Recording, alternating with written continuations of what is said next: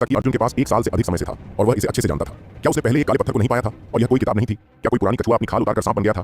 कुछ समय पहले जब वह किताब को उठाने झुका तो उसने तुरंत इसके साथ एक संबंध महसूस किया। फिर से देखने पर उसे सच में मानना पड़ा कि यह वही तकिया था जिसे वह इस्तेमाल कर रहा था। यह मोटी किताब उसे चुप करा देने वाली थी। हालांकि इसमें कोई शब्द नहीं थे, यह खाली थी, लेकिन किताब के पन्ने उसे इसके अंदर देख पाने से रोक रहे थे। उसने हल्के से एक पन्ना फाड़ने की कोशिश की, लेकिन वह फाड़ा ही नहीं जा सका। यह सच में उसे सोचने पर मजबूर कर रहा था। वह इसे पूरे 1 साल तक इस्तेमाल कर चुका था और अब जाकर उसने इसकी असलियत का पता लगाया। लेकिन इस काली किताब का क्या इस्तेमाल हो सकता है?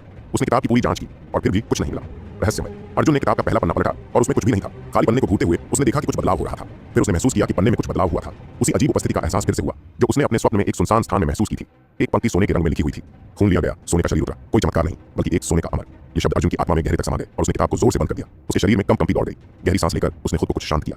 ये काला किताब क्या रहस्य छिपाए हुए है? उसे कुछ भी नहीं पता था, लेकिन उसे यह एहसास था कि यह वस्तु जो उसने काले पवन पर्वतों से प्राप्त की थी एक महान इतिहास को छिपाए हुए है। कुछ देर की चुप्पी के बाद उसने फिर से काली किताब को खोला। इस बार उसने पन्ने की पहली पंक्ति पढ़ी। मालूम हुआ ये कोई सपना नहीं था। धीरे धीरे अन्य पंक्तियां भी धीरे धीरे उभरने लगी। गर्वित सोने का शरीर, बाड़े पर शासन, अडिग आत्मा, क्या उतरेगा? 8 पंक्तियां और 32 शब्द पूरे पन्ने पर फैले हुए थे। ये शब्द एक आकाशीय और पृथ्वी पर विजय प्राप्त करने का एहसास दिला रहे थे, जैसे उन शब्दों में एक अदम्य आत्मा समाई हो। ये 32 शब्दों का अर्थ समझना बहुत आसान था। स्वाभाविक रूप से अर्जुन ने इसे तुरंत ही समझ लिया, लेकिन काली किताब का इतिहास अज्ञात था, इसलिए उसे थोड़ी घबराहट हुई। क्या हो अगर यह किसी तरह का जाल हो? यह सोचकर वह खुद पर हंस पड़ा, क्योंकि वह अभी केवल अद्वितीय गुरुकुल का एक साधारण प्रशिक्षु था।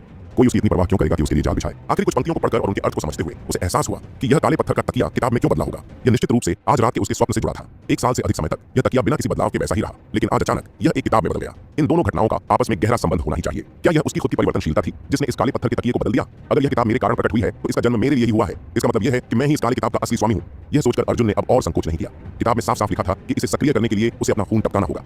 यह सोचते ही उसने अपने दांतों से अपनी उंगली जोर से काटी और खून की एक बूंद पन्ने पर गिरा दी। टप टप खून पन्ने पर गिरा, लेकिन कोई स्पष्ट बदलाव नहीं हुआ। कुछ समय के बाद पन्ने से एक काली चमक निकलनी शुरू हुई। उसी समय अर्जुन को महसूस हुआ कि उसका शरीर असहज हो गया है। आज की चोटें जलने की तरह दर्द करने लगी। उसका सिर भी तेजी से दुखने लगा। अपने दांत भींचकर वह सहन करता रहा। उसके रक्त की धार बहती रही और किताब की काली रोशनी धीरे धीरे और भी चमकदार होती चली गई। लंबे संघर्ष और प्रयास के बाद अर्जुन लगभग बेहोश होने वाला था, लेकिन इस दौरान किताब में बड़ा बदलाव आ चुका था। काली रोशनी अब सिमटने और मुड़ने लगी थी और पन्ने के केंद्र में एक छोटा सा भंवर प्रकट हो गया। उस भंवर के भीतर से एक सुनहरी चमक दिखने लगी। अर्जुन ने अपनी चेतना को मजबूती से संभाले रखा और उस अद्भुत परिवर्तन को ध्यान से देखने लगा। काले भंवर के भीतर से धीरे धीरे एक छोटा गोल चमकदार काले रंग का रहस्यमय पदार्थ प्रकट होने लगा। वह स्तब्ध रह गया। सच में इस किताब के भीतर कुछ था। जब उसने अपना खून टपकाया था तो उसे थोड़ी उम्मीद थी, लेकिन उसने कभी नहीं सोचा था कि यह सच में संभव होगा। तो क्या होने वाला है अब आगे जानने के लिए सुनते रहिए ये कहानी सिर्फ हमारे द हॉरर हंटर चैनल पर। लेकिन अब उसकी आंखों के सामने पहले लिखे गए 32 शब्द झूठे नहीं थे। खून लिया गया, सोने का शरीर उतरा। तो यह सोने का शरीर आखिर किस प्रकार का है? इस विचार के साथ ही अर्जुन के पीले पड़े चेहरे पर उत्सुकता की लहर दौड़ गई। कुछ क्षणों बाद जैसे ही वह चमकदार गोल चीज पूरी तरह से उसके सामने प्रकट हुई, उसने अनायास ही अपनी लार निगल ली। उसकी कल्पना चाहे जितनी भी उन्नत होती, वह कभी नहीं सोच सकता था कि यह सोने का शरीर ऐसा होगा। यह चीज लगभग 30 सेंटीमीटर ऊंचा एक स्वर्णिम कंकाल था और सबसे पहले जो चीज बाहर आई वह इस कंकाल की खोपड़ी थी। यह सोने की खोपड़ी किताब के पन्ने के ऊपर तैर रही थी, जैसे कोई साधना में लीन हो। इसके प्रत्येक हड्डी की चमक अर्जुन की छोटी सी झोपड़ी को रोशन कर रही थी। धीरे धीरे पन्ने पर बना काला भंवर सिकुड़ने लगा और सब कुछ फिर से शांत हो गया। अर्जुन स्तब्ध होकर इस अजीब स्वर्णिम कंकाल को देखता रहा। उसे समझ नहीं आ रहा था कि अब उसे क्या करना चाहिए। किताब में सिर्फ सोने के शरीर को बाहर निकालने का तरीका बताया गया था, लेकिन इसके आगे क्या करना है यह नहीं लिखा था। ध्यान से देखने पर अर्जुन को कुछ अजीब लगा। सामने खड़े स्वर्णिम कंकाल की कोई आंखें नहीं थीं, लेकिन फिर भी उसे ऐसा लग रहा था जैसे वह उसी को घूर रहा हो। उसके कोई होंठ भी नहीं थे, लेकिन फिर भी ऐसा प्रतीत हो रहा था जैसे वह उसकी कमजोरी का उपहास उड़ा रहा हो। यह सोचते ही अर्जुन क्रोधित हो गया और उसने उसे उठाने के लिए हाथ बढ़ाया। इतना छोटा सा कंकाल और इतना घमंडी! लेकिन जैसे ही उसने इसे पकड़ने की कोशिश की, वह स्वर्णिम कंकाल अचानक उसकी ओर उड़कर उसके सीने में फंस गया। आह! अर्जुन डर के मारे चिल्ला उठा। एक कंकाल सीने से टकराए और घुस जाए, यह एक डरावना अनुभव था। जैसे ही कंकाल उसके शरीर में समाया, उसने एक तेज रोशनी छोड़ी जो अर्जुन की त्वचा के हर रोम छिद्र में समाने लगी और तभी उसके पूरे शरीर में असहनीय दर्द का विस्फोट हुआ। लेकिन यह साधारण दर्द नहीं था, यह उसकी हड्डियों की गहराइयों से पीड़ा थी। वह तेजी से सांस लेने लगा, लेकिन दर्द इतना भयानक था कि वह खुद को संभाल नहीं सका। वह जमीन पर गिर पड़ा। उसका शरीर झुककर एक झींगे की तरह मुड़ गया और भयंकर ऐंठन के साथ दर्द की लहरें उसके शरीर में उठने लगीं। उस पल अर्जुन के पूरे शरीर की हड्डियां चटक कर टूट गईं और वह अंगुली तक नहीं हिला सकता था, क्योंकि उसके पास कोई ताकत नहीं थी। यह कोई भ्रांति नहीं थी। अगर कोई उसके शरीर के अंदर देखता तो वह देख सकता कि उसकी हड्डियां टूट रही थीं और हर टूटी हुई हड्डी के पास सोने की एक परत लिपटी हुई थी। यह परत टूटे हुए हड्डियों की मरम्मत करने की कोशिश कर रही थी, लेकिन मरम्मत की गति टूटने से कहीं धीमी थी। जब मरम्मत खत्म होती तो हड्डियां फिर से टूट जाती। मनुष्य की हड्डियां उनके अस्थि मज्जा और नसों को घेरती हैं। इन्हें किसी भी छोटे से स्पर्श से गहरी चोट पहुंच सकती है। आप कल्पना कर सकते हैं कि उस क्षण में अर्जुन पर क्या बीत रही होगी। उसके शरीर में एक भी हड्डी नहीं थी जो नहीं टूटी हो। यह स्थिति किसी और के लिए भी असहनीय होती और उनकी ताकत अर्जुन से हजारों गुना ज्यादा होती, तो भी वे अभी तक बेहोश हो गए होते। लेकिन अर्जुन के लिए वह दर्द 1000 गुना अधिक था। झोपड़ी से एक दर्दनाक चीख सुनाई दी और पास ही एक सहपाठी जो टहलने निकला था उस चीख से डरकर जल्दी से भाग गया। कहीं से एक संदेश आया जो इस स्वर्णिम शरीर से आया था। अर्जुन की चेतना को नष्ट करो और उसका शरीर हड़प लो। क्या अर्जुन सहमत था? भले ही वह हिलने डुलने में असमर्थ था, लेकिन उसने अपनी चेतना बनाए रखने के लिए संघर्ष किया और वह कभी भी इस स्वर्णिम शरीर को खुद पर काबू नहीं करने देगा। स्वर्णिम शरीर को डर महसूस हुआ और उसने बार-बार अर्जुन की हड्डियां तोड़ी, उसकी नसों को पीड़ा दी ताकि वह बेहोश हो जाए। एक ओर था गर्वित स्वर्णिम कंकाल और दूसरी ओर था अर्जुन का अडिग आत्मविश्वास। कौन जीतेगा, कौन हारेगा, इसका परिणाम कोई नहीं देख सकता था। अर्जुन जानता था कि यह क्षण बहुत महत्वपूर्ण था। यह पहले के साथी विद्यार्थियों के साथ की चुनौती से कहीं अलग था। अगर यह पहले का अर्जुन होता तो वह हार मान लेता, लेकिन अब वह नहीं हारेगा। चाहे जितना भी दर्द हो वह सहन करेगा। उसकी चेतना और स्वर्णिम शरीर की विध्वंसक शक्ति दोनों के बीच एक कठिन संघर्ष चल रहा था और यह युद्ध अर्जुन के शरीर के भीतर हो रहा था। तुम खींचो, मैं खींचता हूं। कोई भी 1 इंच भी छोड़ने को तैयार नहीं था। समय के साथ अर्जुन को हैरानी हुई कि जो असहनीय दर्द पहले था वह धीरे धीरे कम होता जा रहा था। यह उसकी आत्मा को जागृत करता और उसे ऊर्जा से भर देता। अब समझ में आया, जब अर्जुन और स्वर्णिम शरीर के बीच संघर्ष हुआ तो उसकी हड्डियां बार-बार टूटने से मजबूत होती गईं। जैसे जैसे उसकी हड्डियां मजबूत होती गईं, वैसे वैसे स्वर्णिम शरीर की शक्तियां कमजोर पड़ने लगीं और इस प्रकार दर्द कम होने लगा। संघर्ष जल्द ही समाप्त होने वाला था। अब स्थिति उसके पक्ष में झुकी थी और जो पहले असहनीय दर्द था वह अब सहनीय हो गया। वह दर्द हल्के खुजली जैसा महसूस होने लगा, फिर ठंडे पानी की बूंदों जैसा। यह अनुभव कुछ ऐसा था जैसे क्रीम लगाई जा रही हो, जिससे उसकी लाखों रोम छिद्र खुलकर आराम महसूस करने लगे। स्वर्णिम शरीर की निराशाजनक संघर्ष को महसूस करते हुए अर्जुन का गुस्सा फूट पड़ा। उसने जोर से शाप दिया और उस शक्तिशाली उपस्थिति को अपने भीतर कुचल डाला। अब उसके शरीर के अंदर सब कुछ शांति से सुसुप्त हो गया। एक गहरी आह निकली जो एक सुखद संतोष और राहत की भावना से भरी हुई थी। अर्जुन लगभग 1 घंटे तक शांतिपूर्वक जमीन पर पड़ा रहा, क्योंकि उसने अभी अभी अपनी सारी शक्ति का उपयोग कर लिया था। 1 घंटे पहले अर्जुन को यह सब एक सपना सा लगा था। वह सच में यकीन नहीं कर पा रहा था कि यह सब वास्तविक था।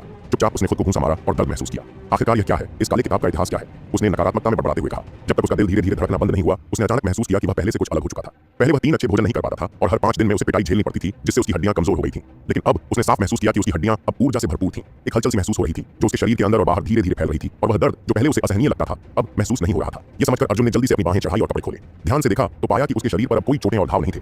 वे सब गायब हो चुके थे। यहाँ तक कि पुराने घाव भी पूरी तरह से ठीक हो गए थे।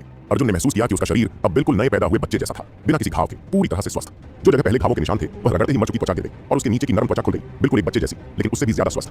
मैं रो रहा हूँ, उसने गहरी आह भरते हुए कहा, सोचते हुए कि उसके शरीर में वह स्वर्णिम कंकाल कितना ताकतवर था और उसकी पुनर्निर्माण क्षमता कितनी अद्भुत थी। फिर उसने अपनी शक्ति का आकलन किया और पाया कि वह अब भी शरीर की सुदृढ़ता के तीसरे चरण में था। कोई बदलाव नहीं हुआ था। यह देखकर उसे कुछ हद तक निराशा हुई।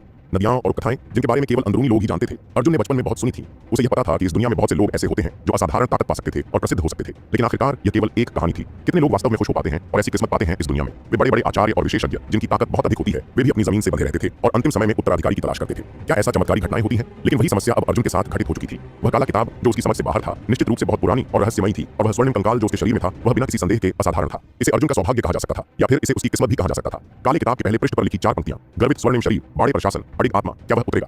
अगर अर्जुन ने इस काले किताब को नहीं उठाया होता और कोई और इसे पा लेता तो वह इसे बेकार की चीज समझकर फेंक देता। यह माउंट ताई की तरह अडिग और रहस्यमय थी, जिसे खोलना नामुमकिन था, लेकिन केवल इसलिए कि अर्जुन ने इसे उठाया और 1 साल तक इसे तकिए के रूप में इस्तेमाल किया, इसने उसके शरीर की अडिग और कठोर प्रकृति को महसूस किया और आज इसका रहस्य प्रकट हो गया। दूसरे शब्दों में यह उसकी किस्मत से पहली मुलाकात थी, लेकिन यह उसका पहला स्वयं अर्जित किया गया उपलब्धि थी। यह सोचते ही अर्जुन के दिल में एक आत्मसंतोष की लहर दौड़ गई। बेहतरीन घोड़े के लिए बेहतरीन काठी और वीरों को मिलते हैं अनुपम उपहार, सो वह काली किताब। अर्जुन को अचानक याद आया कि यह वही किताब थी जिसे उसने 1 साल तक तकिए की तरह इस्तेमाल किया था। अभी तक उसने यह नहीं सोचा था कि यह असल में क्या है और उसे यह कैसे मिली थी।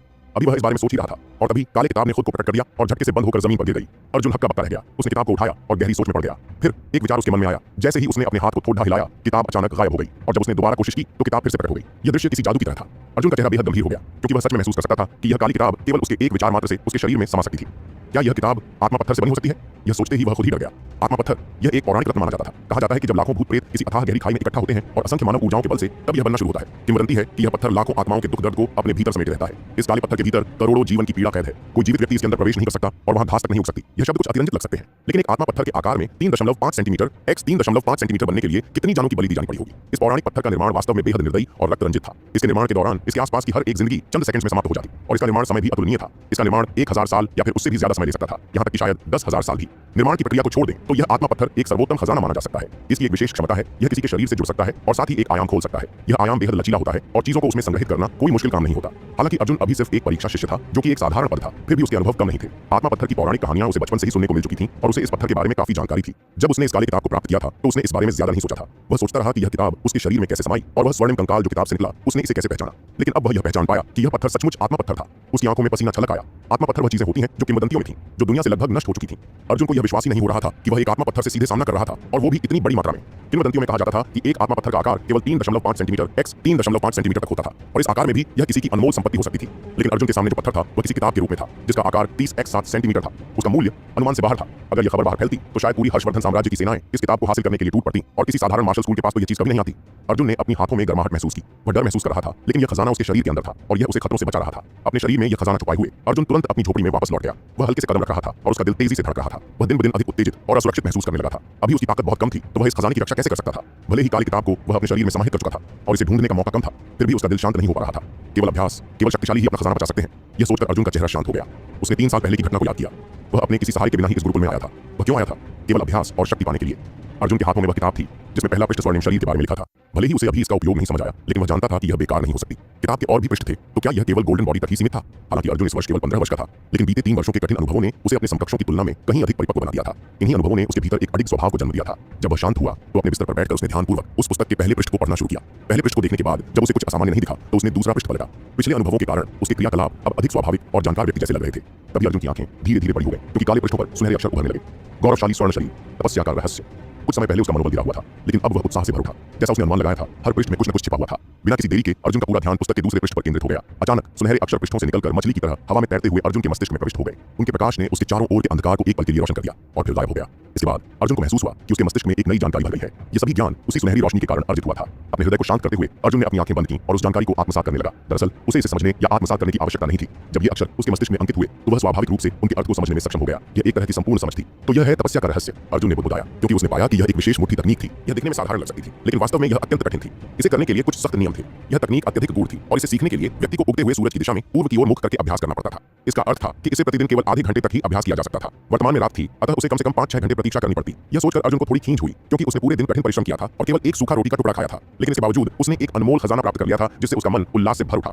आधा घंटा सोने का प्रयास करने के बाद उसने निर्णय लिया कि अब वह इस काले ग्रंथ के तीसरे पृष्ठ का विश्लेषण करेगा। लेकिन यह सब व्यर्थ गया। चाहे अर्जुन कितनी ही बार पृष्ठों को उलट पलट कर देखता, कोई भी बदलाव नहीं हुआ। इसी प्रक्रिया में वह कब सो गया उसे पता ही नहीं चला। जब अर्जुन जागा तब लगभग सूर्योदय का समय था। भोर के पहले का अंधकार चारों ओर छाया हुआ था और वातावरण में एक अद्भुत निस्तब्धता थी, जिसे कभी कभी कीट पतंगों और पक्षियों की आवाजें भंग कर रही थीं। आने वाले क्षणों को लेकर उसका हृदय उत्सुक था। अर्जुन तेजी से बिस्तर से उठा और कुटिया के बाहर आ गया। वहां खड़े होकर उसने कुछ गहरी सांसें लीं और अपने शरीर को धीरे धीरे शांत किया। एक हल्की सी धुंधली भोर की रोशनी दिखाई दी। तब उसने अपनी आंखें खोली। वह मुट्ठी तकनीक, जिसकी विधियां उसने अनगिनत बार मन ही मन दोहराई थीं, अब अभ्यास के लिए तैयार थी। उसके हाथ हथेली का आकार लेते गए। एक कोमल धीमी गति से उसने बाएं धकेला, फिर दाएं, फिर आगे बढ़ाया। अपनी मन स्थिति में उसने समस्त संसार को समेट लिया। हथेली के भीतर संपूर्ण धरती, यहाँ तक कि वह वायु भी जो चंद्रमा और तारों को ढक रही थी। बायां पैर आगे, दायां क्षितिज के समीप, दायां पैर शक्तिशाली ढंग से जमाया, जैसे स्वयं यमराज ने धरती पर कदम रखा हो। प्रत्येक श्वास के साथ संसार में नई ऊर्जा का संचार हो रहा था, जैसे वसंत ऋतु में फूल खिलते हैं। शरद ऋतु की मंद हवा बही, जैसे कोई स्वर्णिम संदेश दे रही हो। फिर ठंडी हवाओं ने दस्तक दी, जैसे बर्फ और शीत ऋतु का संकेत कर रही हो।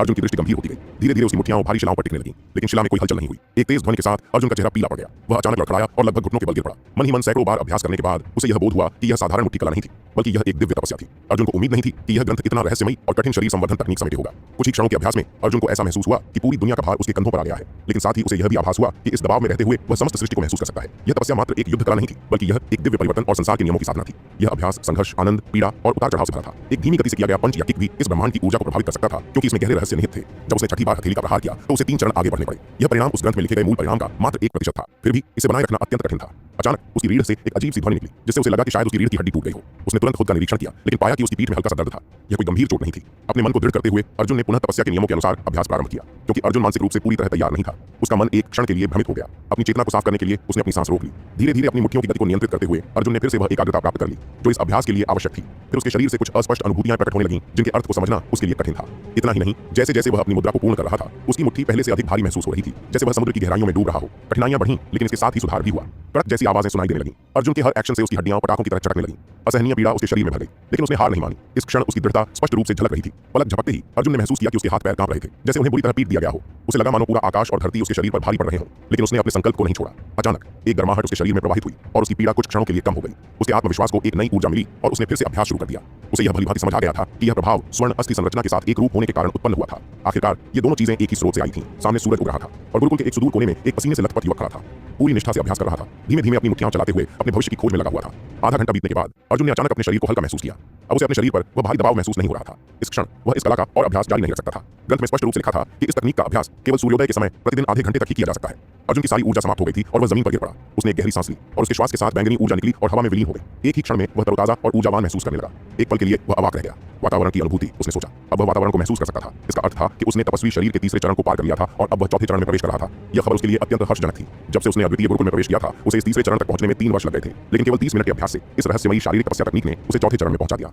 तपस्वी शरीर की कुल 9 अवस्थाएं थीं। तीसरे चरण तक यह केवल शारीरिक क्षमताओं को विकसित करता था, लेकिन चौथे चरण के बाद शरीर में ऊर्जा संचार प्रारंभ होता था। केवल तब जब वातावरण अनुभूति जागृत होती है, तब एक व्यक्ति को सच्चा साधक माना जाता है। हालांकि इस अवस्था में शरीर में वास्तविक शक्ति नहीं होती। 7वें चरण तक पहुंचने के बाद ही शरीर अपनी स्वयं की शक्ति विकसित करता है और 9वें चरण तक इसे और बढ़ाया जाता है। जब शरीर इस अंतिम अवस्था में पहुंचता है, तो वह कैव्यम सीमा का द्वार खोल देता है। यही वह क्षण होता है जब कोई वास्तव में एक सशक्त योद्धा बनता है। कैव्यम सीमा ही सच्चे योद्धा की यात्रा की शुरुआत होती है। तपस्वी शरीर की साधना का प्रत्येक चरण भविष्य में कैव्यम सीमा की नींव रखता है। यह नींव किसी भी व्यक्ति की शक्ति की तरह तय नहीं होती, बल्कि हड्डियों और त्वचा के निरंतर विकास से पूर्णता की ओर अग्रसर होती है। अर्जुन ने अभी चौथे चरण में प्रवेश किया था और वातावरण अनुभूति प्राप्त कर ली थी। बाहरी दुनिया के लिए यह कोई बड़ी उपलब्धि नहीं हो सकती थी, लेकिन उसके लिए यह एक बड़ी सफलता थी, एक महान प्रगति। आधे घंटे बाद जब अर्जुन ने चौथे चरण में प्रवेश किया, तो तपस्वी शरीर ग्रंथ के प्रभाव स्पष्ट रूप से दिखने लगे। यद्यपि उसकी अपनी समझ ने इसमें योगदान दिया था, लेकिन यदि यह तकनीक न होती तो उसे इस स्तर तक पहुंचने में 3-4 महीने और लग सकते थे। इस एहसास के साथ उसने गहरी सांस ली और शरीर की अशुद्धियों को बाहर निकाला। उसके मुंह से गाढ़ा काला धुआं निकला, जो अत्यंत गंदा था और जमीन पर गिरते ही बिखर गया। इस धुएं को निकालने के बाद उसकी छहों इंद्रियां अधिक तीव्र और तेज हो गई। क्या यह उसके शरीर की अशुद्धियां थीं? अर्जुन यह सोचकर कांप गया। साधना के अभ्यास से हर बार शरीर की अशुद्धियां कम होती जाती हैं। अर्जुन ने पहले भी इस अनुभव को महसूस किया था, लेकिन इतना गहरा कभी नहीं। असंख्य विचार और हर्ष उसके मन में उमड़ने लगे। हालांकि उसने सफलतापूर्वक चौथे चरण में प्रवेश कर लिया था, फिर भी वह तपस्वी शरीर ग्रंथ की मुट्ठी तकनीक में कोई वास्तविक प्रगति नहीं कर सका था। उसके रोज के अभ्यास से केवल 1% परिणाम ही प्राप्त हो पा रहा था, जबकि कुल 101 प्रहारों की आवश्यकता थी। जल्दबाजी में गर्म दूध भी मुंह जलाता है और अधीर हृदय कभी भी शांति नहीं पा सकता। कुछ समय सोचने के बाद अर्जुन ने अपने भविष्य की रूपरेखा तैयार की। भले